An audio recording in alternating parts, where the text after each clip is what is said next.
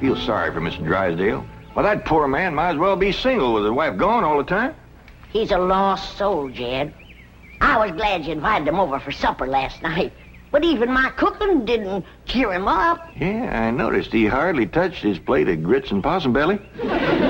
Even when I spooned on some gopher gravy. He didn't perk up till after supper, and Pearl started playing and singing. Don't tell me he liked Pearl's bellerin'. It wasn't bellering, it was yodeling. Well, it curdled the milk clean out to the kitchen. I've thrown shoes at tomcats that made prettier music than Pearl. I sure wish you two women would get along together. We ain't gonna get along together till she learns to stay out of my kitchen. I bet she's in there right now, sticking her long nose into my pots and pans. My days! If she is... Now, Granny, you just cool down. Really, me. Jeff Green, what in the world have you been doing? Playing ball with some fellas down in the pasture. What's that thing? Well, this here's what you call a football helmet. Ellie Mae, I'm pretty near positive that a ball gown ain't for playing ball in. Well, the fellas seem to like it, didn't they, Jethro? They sure do, Uncle Jed. They's waiting for us right now to get some money to buy a new football. What happened to that one? Well, Jethro was going to throw me a pipe. But I grabbed it too hard, and it busted. I ain't gonna give you the money for another one. Oh, heck. Well, that's all right, Jethro. Remember, they said they'd be just as glad to play with us without a football. Come on.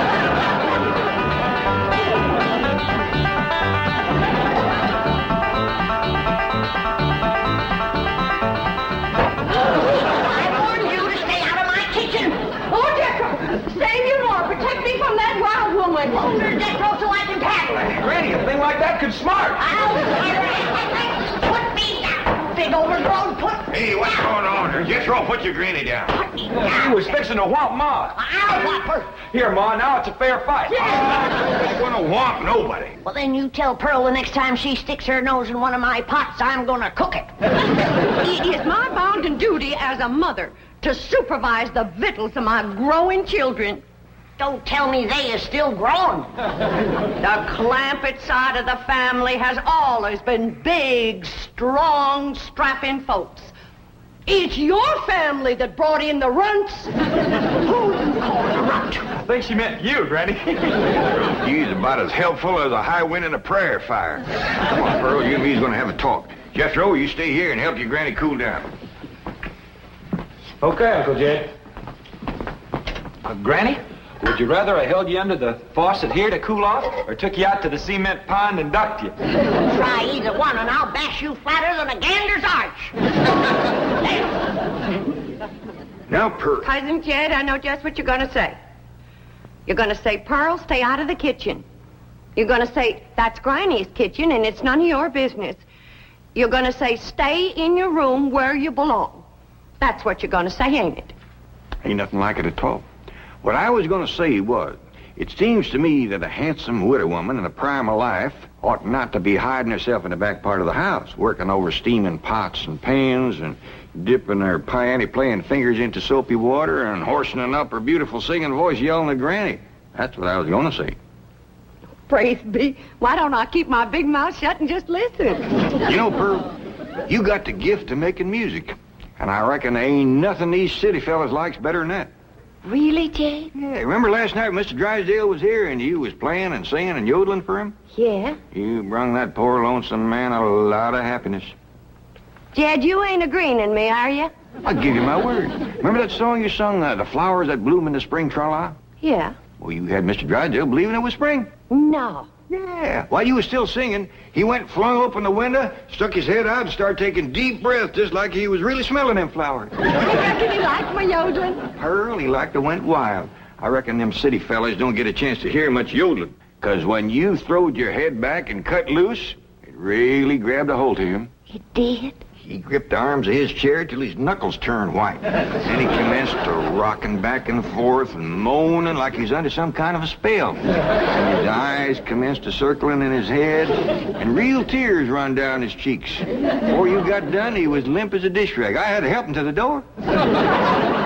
Uncle Jed, I can't seem to do nothing to cool Granny off. Ain't no need to, Jethro. Your pretty, young, piano-playing Ma has decided not to hide herself away out in the kitchen. That's a good idea, Ma, because Granny, she'd find you and whomp you. Well, we'll see about that. Pearl, you stay out here and practice playing and singing and yodeling. I'll take care of Granny. I wonder if I should have told Uncle Jed that Granny's waiting behind the door with a skillet to whomp the first person that sets foot in her kitchen. Reckon I should have. Jed, I'm sorry. I thought it was Pearl coming in. Granny, you done shortened me. I'll make a poultice for your head right away now, Jed. Right away. I'm telling you, Granny, you don't have to worry no more about Pearl coming in your kitchen. She's going to be spending her time getting herself a husband with her singing and yodeling. Jed, it ain't legal to torture a man into marrying you. You just don't realize the power Pearl's yodeling's got over men. Last night, Mr. Drysdale like to went wild.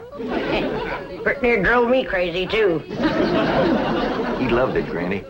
I bet you he's got that yodeling ringing in his ears right now. I can still hear it. An unearthly screeching. Now, Chief, surely it wasn't that bad. Well, I can best describe it as the sound a woman might make if she were having her appendix removed without an anesthetic. Milton, darling. Margaret, I'm so glad to have you back, dear. What a cunning hat, dear. Is it you? Welcome home, Mrs. Drysdale. Thank you. Milburn, I have the most marvelous news. I'm going to a health farm in Arizona. What? Some women were talking about it on the plane. It's terribly chic, quite expensive, and you don't need any willpower. They just force you to be healthy. The doctors are all deliciously mean. But, Margaret, you are healthy. Every doctor in the United States says you're healthy. But, dear, this is different. They reduce you as well. Margaret, if you want to lose weight, just stay home and we'll have dinner at the Clampetts every night. Now, you can't eat the food, but you won't leave hungry. Because Cousin Pearl will yodel your appetite away. But, Milburn, it's so fashionable to go to a health farm. Oh, Margaret, please stay home and run the place for a while. You have plenty of servants. Yes, but we have no one to manage the place. And with both of us away most of the time, the servants are asleep on the job. Well, just hire a good, efficient housekeeper. Oh, yes, just try and find one. Oh, Margaret, please stay home. All right. That's the way you feel. Miss Hathaway. I'll stay home, just as you wish. That's my darling. Yes, Mrs. Drysdale? Telephone the pharmacy and have all my prescriptions refilled. And call my psychiatrist, my neurologist, my internist, and my osteopath and have them come over. Oh, and I'll need nurses around the clock. I just know the servant problem's going to bring on a nervous breakdown. All right. Go to the health farm. No. My place is at home. Please go to the health farm. All right. If you're sure that's what you want. Oh, I want it. Milburn, I promise to come back a new woman. Goodbye. Just think, Milburn, you'll have a young, glamorous wife. Slim, trim, beautiful. All right. Start looking for a new housekeeper. Won't do any good, Chief. We've been through this. Mr. Drysdale's office. Who's calling, please? Tell him it's a surprise. Surprise? That's what she says. Milburn Drysdale speaking.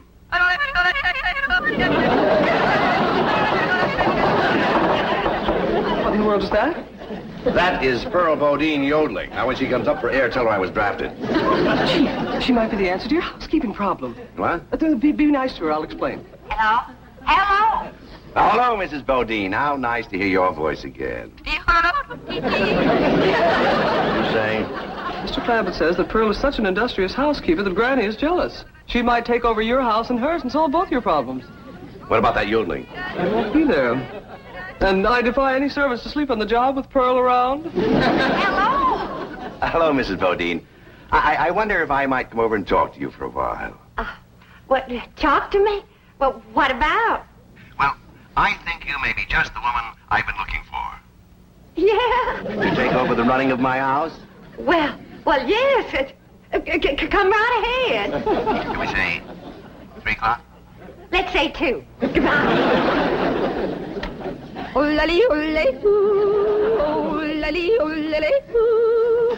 Will you stop that infernal caterwauling of yours? It might be infernal caterwauling to you, but it's pure catnip to me.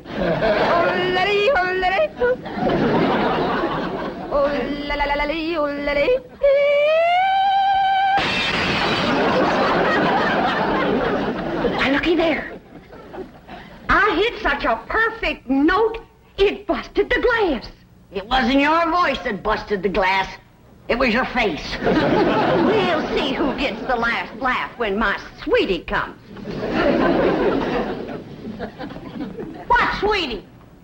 That's for me to know and you to find out. Ha, ha, ha.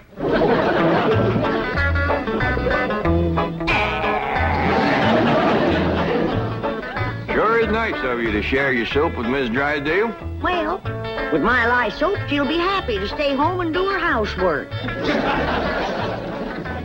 Hey, most powerful batch of soap that you ever made. Just a breeze blowing the back on me on the way over here has got me crying. I make a big soap to do a big job. Arrivederci, au revoir, toodaloo.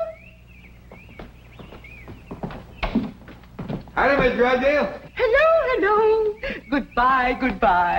Where are you going? Melbourne is sending me to a help farm. Martin, are we loaded? Yes, ma'am. Well, let's fly. Just a minute, Miss Drysdale. Granny and me brung you something. Yeah, honey. Take a good whiff of this. How nice of you. Tell the gardener to spade it in around the rose bushes. Toodaloo. Oh, just a minute, ma'am. Granny and me'd like to talk to you. I haven't time. The sooner I go, the sooner Melbourne will have his new wife. Did you say new wife? Completely new. Young, glamorous, slim, trim, and beautiful. Oh, Martin, did we pack my medicine? 16 bottles, Mrs. Drysdale. Drive on. Toodaloo.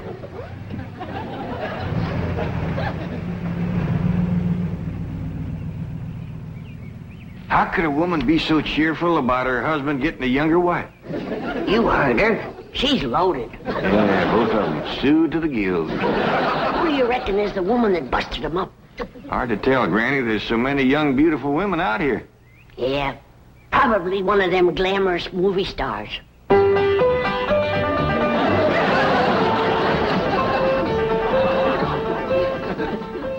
Hey, Ma. You sure are all fancied up. Do I look like one of them glamorous movie stars? Yeah, by golly, you do. Which one? Milton Sills. Go on and get out of here. Now listen. You find your sister Irene and your cousin Ellie Mae and tell them to start practicing to be bridesmaids for my wedding. Are you getting married, Ma? Well, it ain't official yet, but I sure got him anxious. Get going.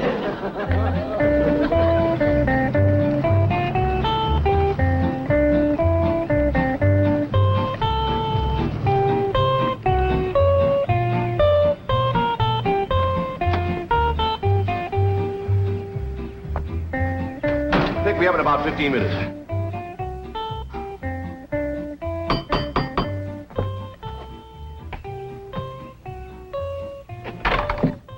Oh, Mrs. Bodine. Why, Mr. Drysdale, you are anxious. If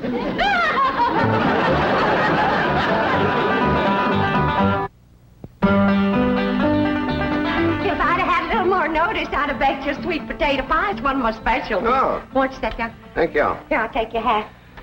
Yes, sir, I just love to cook, and I love to sew, and I love to keep house. Yes, I've heard you're an exceptional housekeeper. But I ain't one of them fussy ones. No, sir, not me. I say a man's home is his castle, and it is the duty of a woman to make him comfortable. Oh.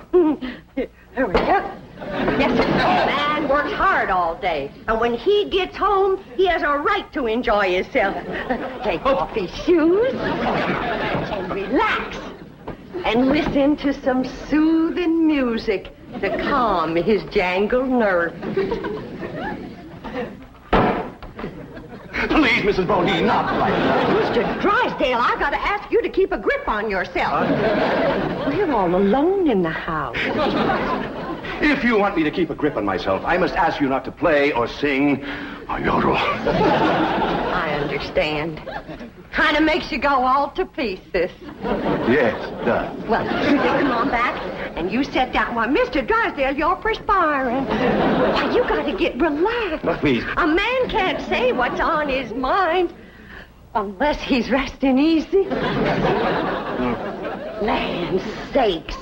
And with that tie and collar a-choking you, it's a wonder you can talk at all. Oh, Mrs. Bodine, I'll be all right. Really, I will. Mr. Drysdale, you got a hole in your stocking. Oh, it's nothing to be ashamed of.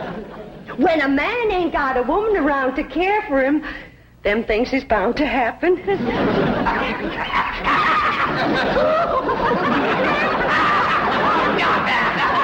I declare, Mr. Drysdale, you're ticklish. Now, look, I'm gonna let you sit easy, and I'm gonna darn that up before you know it. Oh, Mrs. Bodine, no, really, I can manage. No, I ain't taking orders yet. No, please, give me back my sock. Now, give me my I know sock. how to handle you.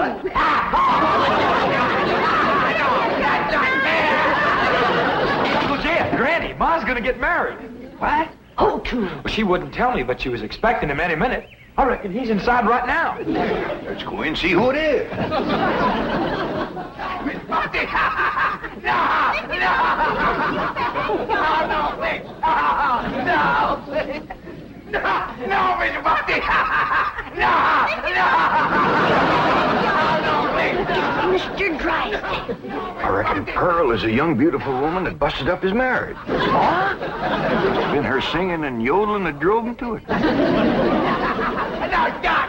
Mr. Drysdale. Mr. Clampett, it was just, your cousin and I were... Oh, no, we weren't. Jethro, leave the room. Leave the house. Did you have to come back right now? We was just going great. Pearl, what's the matter with you? Man crazy, always was. Mr. Drysdale, get yourself decent. I'll be back to talk to you.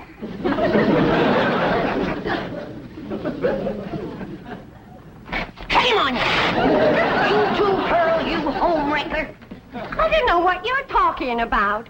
You told me that Mr. Drysdale was crazy about my yodeling, so I called him at the bank, and I yodeled, and he come a-running over here to see me. You done yodeled your way twixt Mr. Drysdale and his wife. Wife, I didn't know he had a wife. Well, he has. The sweetest, kindest, nicest, drunkenest woman you ever saw. You done sent her to the farm. Put her out to pasture so he can marry you. You seen her leave.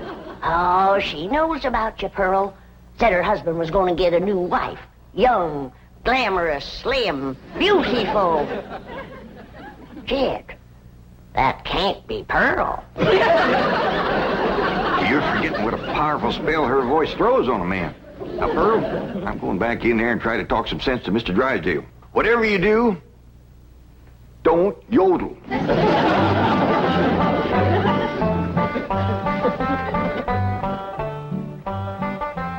Oh, Mr. Clampett, I'm terribly embarrassed about the picture we must have presented when you came in, but I assure you I wasn't at fault. Yes, your cousin Pearl is one of the most... Yeah, my cousin Pearl admitted that she called you on the telephone and stirred you up. But she didn't know you were going to send your wife away to make room for her. Oh, but I didn't. In the first place, my wife is never home. Second place, if she does come home, there's still plenty of room for both of them. Mr. Drysdale, I hear tell that you folks out here behaves might different than we's used to. I know you're carrying a heavy load on account of your wife. But I just can't let my cousin Pearl get mixed up in any kind of goings-on like that. Well, then, if I can't have Pearl, can I have Granny?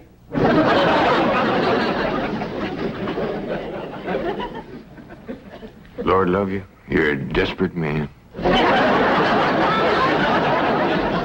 are they saying? How can I hear when you keep pestering me? Oh! Jed told you not to yodel. I was screaming. Tell the difference. What in the world happened to you? We was playing football with some boys. Yeah, and they sure was dumb. Irene was a-toting the ball, and they kept a-tackling me. Go get cleaned up, both of you. But Jethro says you want us to be bridesmaids at your wedding.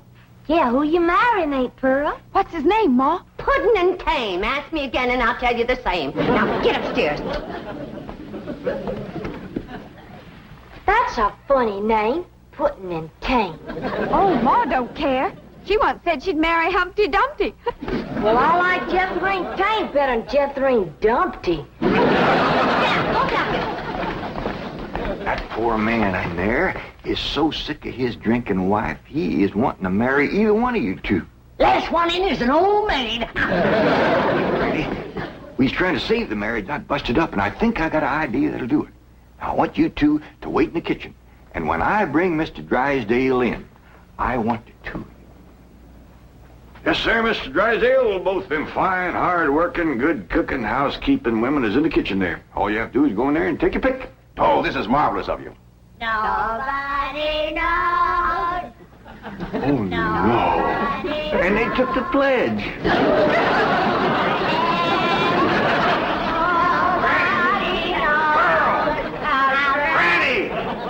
Well, look who's here. It's old Jed himself. And there's Milby, baby. You fellas want to dance? Come on, let's have a little dance. Come on now. You can't dance with her. Why not? It's all downhill. Take your pick now, Mr. Drysdale, while I can still walk over to your house. Oh, he's gonna pick me. Ain't you, sweetie, Milby? Oh, no, he ain't. He's gonna take me, ain't you? You get your banker grabbing hands off of him. Who you shoving, fella? Who you shoving, huh? I'll show you. Shove it there.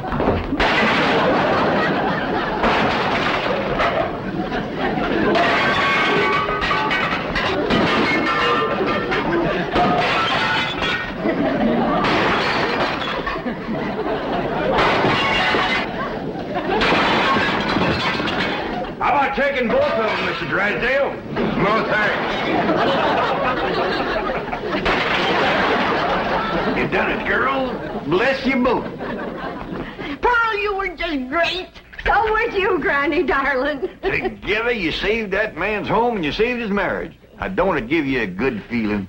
Yeah. Well, I'm kind of winded. I think I'll go upstairs and rest.